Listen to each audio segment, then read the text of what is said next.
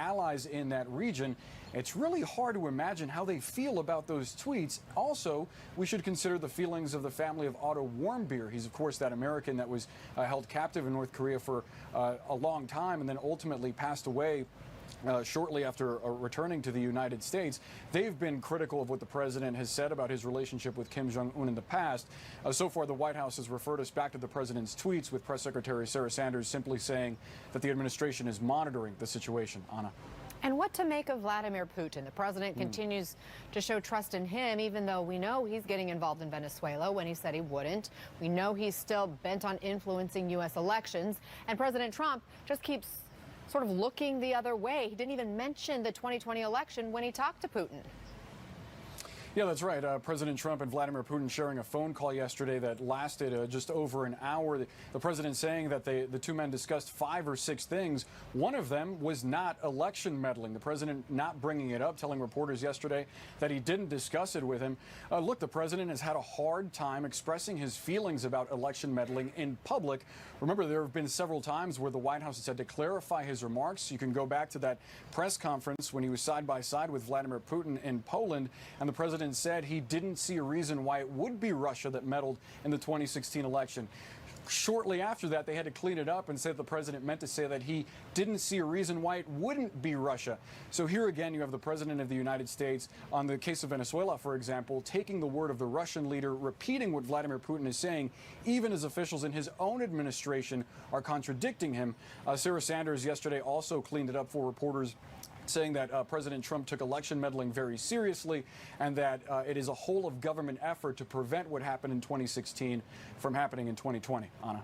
Okay, Boris Sanchez at the White House, thank you. He really is the one common thread through the headlines coming out of North Korea, Venezuela, and Washington. I'm talking about Russian President Vladimir Putin. During President Trump's phone call with Putin on Friday, the White House says Putin actually chuckled while talking about the end of the Russia investigation.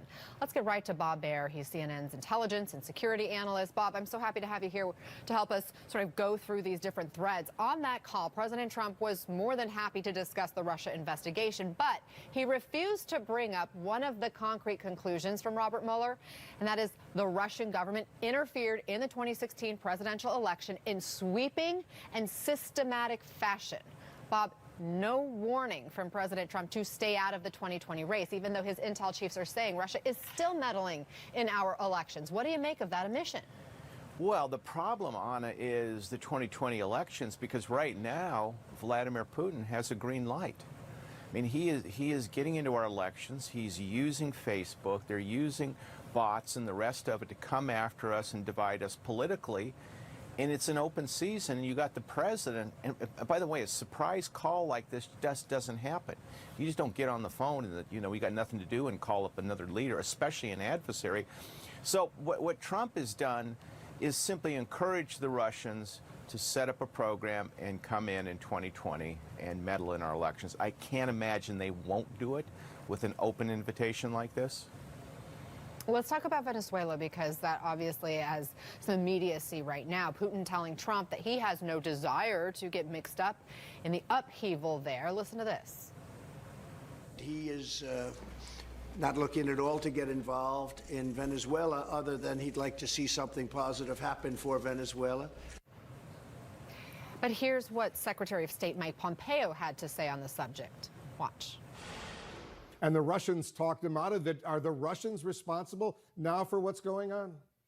We've made clear all along, Wolf, that Maduro is surrounded by Cubans and has been supported by Russians there in Venezuela. And we've told the Russians and we've told the Cubans that's unacceptable.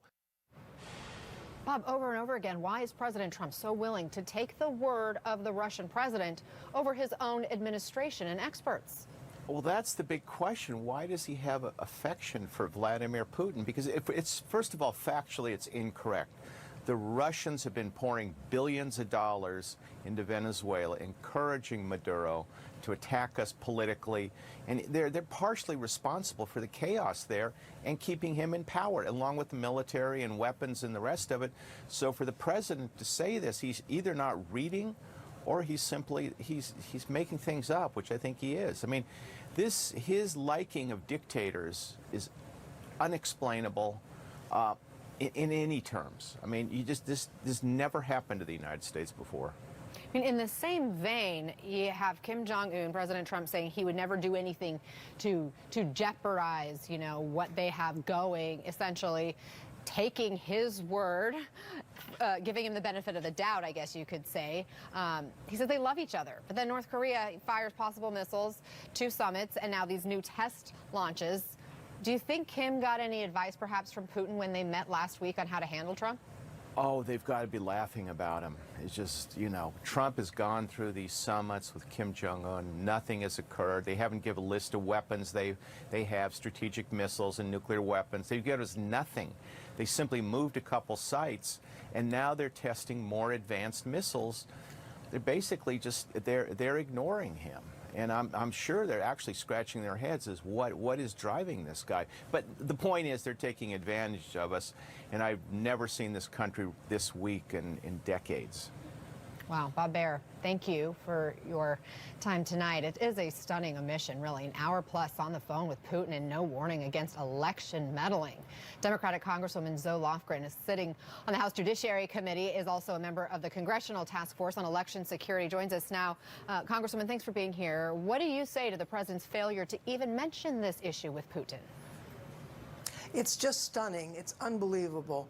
We know that the Russians interfered in our election in 2018. They hacked into databases. They may have tried to actually enter the voting systems themselves. We know from our intelligence folks that they're trying it again.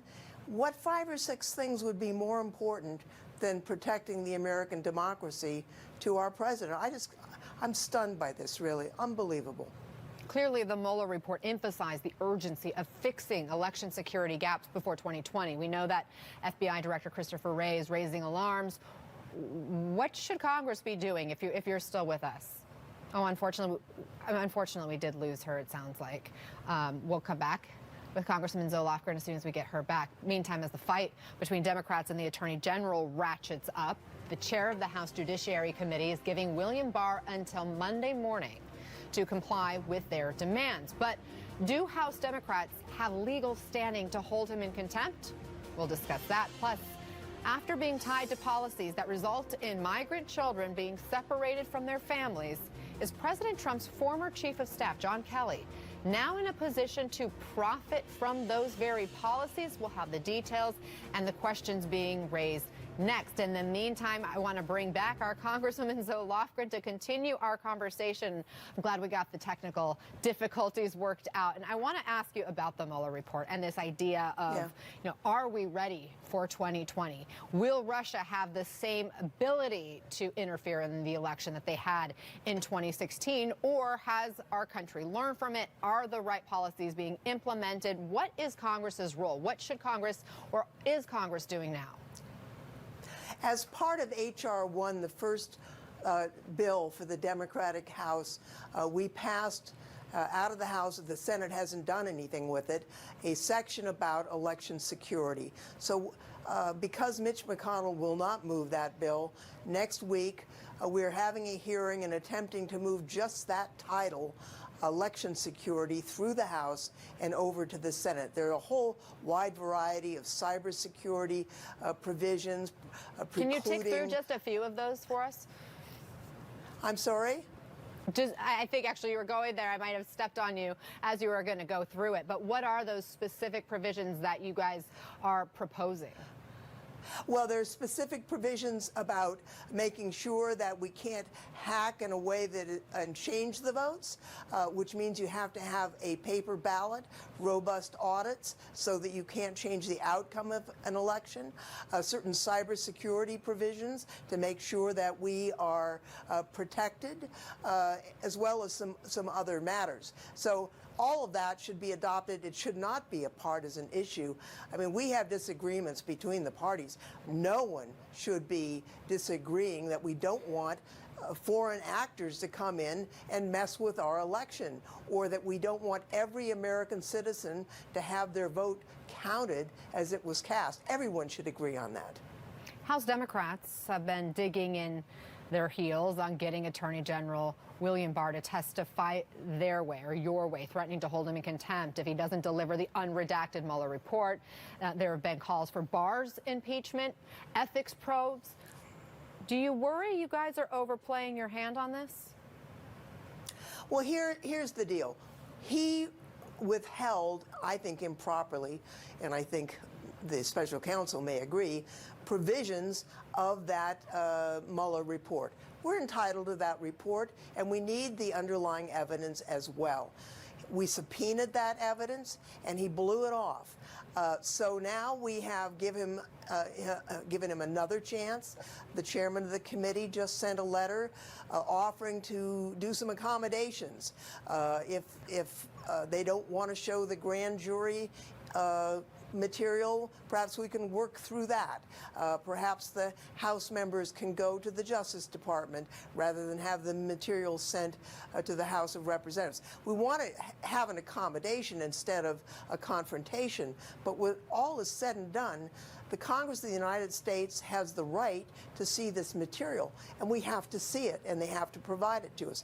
There's no legal question. I mean, tens of thousands of pages of material was sent for much less important inquiries when the Republicans were in the majority. There was a lead case when the Attorney General under Obama refused to give material that he should have given, and the Congress prevailed legally. He has to give this to us. Okay, there's a new interview out today in the New York Times with House Speaker Nancy Pelosi, and she thinks that the Democratic Party can only win at the ballot box, that impeachment of the president would just be a protracted battle that would turn a lot of voters off. What do you think? I think I'm the only member of the House that's worked on both the Clinton and the Nixon impeachment, and I'm thinking back to the Nixon impeachment. That is the guide, and in the end, you should only do impeachment if you have an obligation to do it. If there's really no other choice to protect the fundamentals of democracy. I don't think we're at that point yet, much as I think the president has engaged in massive misconduct. But that's why we need to have this oversight. We can't just outsource the decision-making to the special counsel. We need to look at the evidence